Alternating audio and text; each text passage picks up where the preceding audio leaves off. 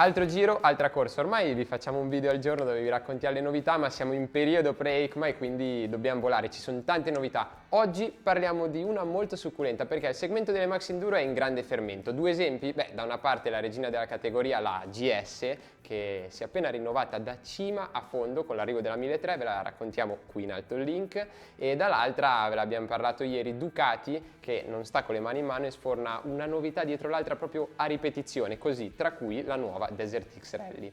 In uno scenario del genere, sempre più competitivo, ricco e variegato, la contromossa degli uomini di Tokyo è quella di, finalmente, diversificare la famiglia Africa Twin per inserirsi in un segmento nel quale non aveva ancora voce in capitolo e, al contempo, accontentare moltissimi appassionati del genere. Come? Lasciando invariata, tra virgolette, la versione standard e cambiando completamente i connotati della sorella più votata al turismo. Ecco a voi la nuova Honda Africa Twin Adventure Sport, la prima con anteriore da 19.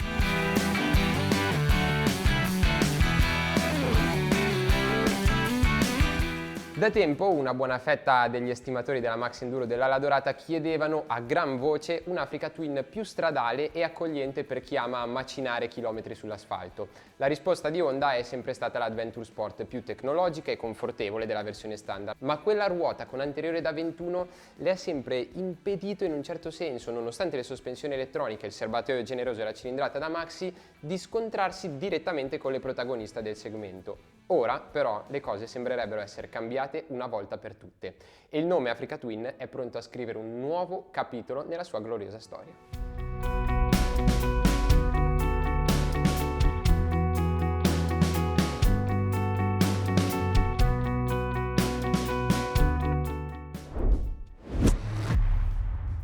I tecnici giapponesi si sono rimboccati le maniche e hanno messo mano alla ciclistica con l'obiettivo di rendere la Africa Twin Adventure Sport una vera e propria globetrotter a tutti gli effetti, a tutto tondo. La scelta più particolare che rende la nuova arrivata unica nel suo genere è stata quella di abbinare una ruota anteriore da 110-80-19 a una posteriore da 150-70-18, rendendola l'unica Max Enduro a sfoggiare una coppiata 19-18. La decisione di utilizzare una 110 davanti al posto di un moderno 120 è dato dal fatto che, così facendo, è stato possibile mantenere di fatto il forcellone della versione precedente, in quanto con una gomma anteriore da 120 sarebbe stato d'obbligo utilizzare una posteriore da 170, quindi più larga. Da sottolineare infine, finalmente, anche qui il passaggio da camere d'aria a tubeless, indispensabile per una moto pensata per viaggiare prevalentemente su strada. Oltre alle ruote, sulla Honda Africa Twin Adventure Sport del 2024 c'è di più, perché seppur le sospensioni a controllo elettronico Showa e ERA, chiamatele come volete, siano le stesse della versione precedente, arrivano a taratura specifica, l'escursione diminuisce di 20 mm sia davanti sia dietro e il precarico del monoammortizzatore può essere modificato anche durante la marcia e non solo a moto ferma. La conseguenza di queste modifiche è la diminuzione della luce a terra di 220 mm e l'altezza della sella, che ora è di 855 mm, che c'è anche l'opzione con la sella ribassata a 835.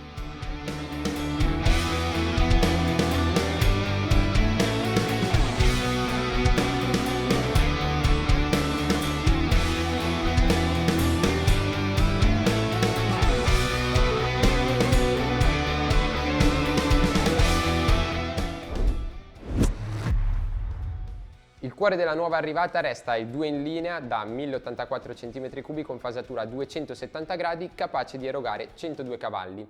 Per il 2024 però cresce la coppia, che passa da 105 a 112 Nm con il picco massimo che arriva a 750 giri prima, grazie a ritocchi su aspirazione, distribuzione, rapporto di compressione e sistema di scarico. Lato motore però la novità più importante riguarda il cambio DCT, quindi se pensate di prenderla col cambio tradizionale non fa per voi questa parte.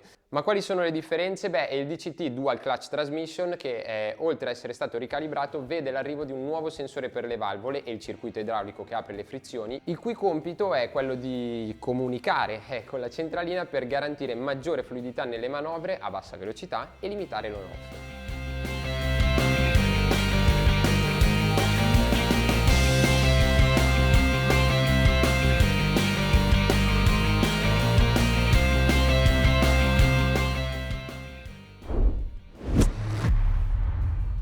A Tokyo sembrerebbero aver pensato che tutti gli interventi fatti per rendere la nuova Africa più stradale della versione precedente non fossero ancora abbastanza, quindi gli ingegneri e i designer si sono messi insieme e hanno messo mano anche alla carena anteriore, ridisegnandola completamente per assicurare una migliore protezione aerodinamica. Resta comunque il cupolino regolabile su 5 posizioni.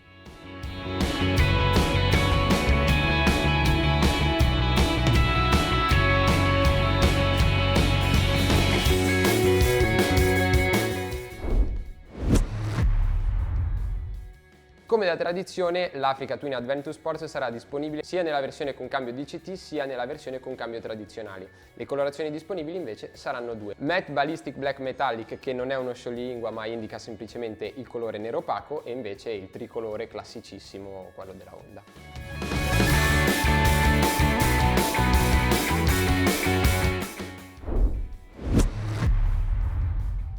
Beh, che dire, allora, sicuramente una novità tanto attesa, finalmente arrivata. È bello vedere anche che una casa giapponese che in tanti danno un po' per disperse, che stanno perdendo un po' il filo, diciamo, del mercato, finalmente faccia un passo del genere. Non è scontato, l'Africa Twin col 19 non c'è mai stata e quindi anche questa è una bella presa di posizione, diciamo una prova di coraggio se vogliamo, e soprattutto si va a scontrare magari non direttamente con la GS perché c'è una differenza di potenza e cilindrata, però ragazzi il segmento è quello, e vedendo gli estimatori dell'Africa, di gente che comunque ci fa tanti chilometri su strada, anche andando sui passi alpini di estate se ne vedono tantissimi, secondo me questa è una moto che potrà fare molto bene.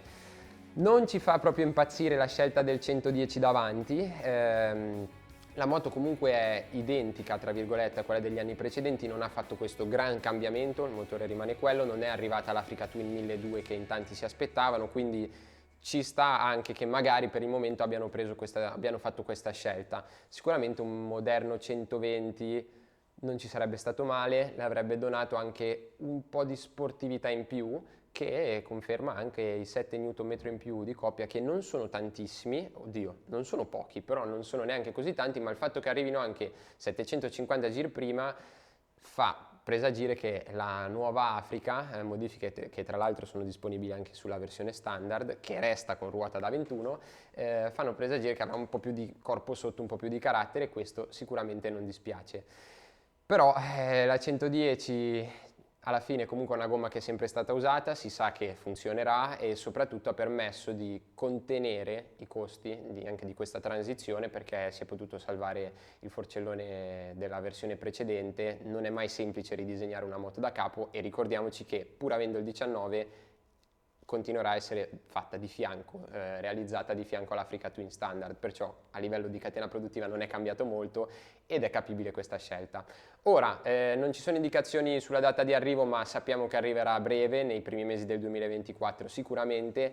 Non abbiamo indicazioni sul prezzo, però rimarrà più o meno invariato presumibilmente rispetto all'anno scorso, perché le differenze, non ci sono degli upgrade diciamo a livello nuovi accessori, nuove componenti più raffinate, la moto in sostanza rimane quella, quindi staremo a vedere. Fateci sapere qui sotto nei commenti cosa ne pensate, se siete tra quelli che la stavano aspettando, se siete curiosi di scoprire come andrà, anche un po' se mi sono dimenticato di trattare qualche tema, volete qualche informazione in più, quelle che abbiamo sono queste, però magari potrei essermi dimenticato qualcosa, riusciamo a fare qualche domanda.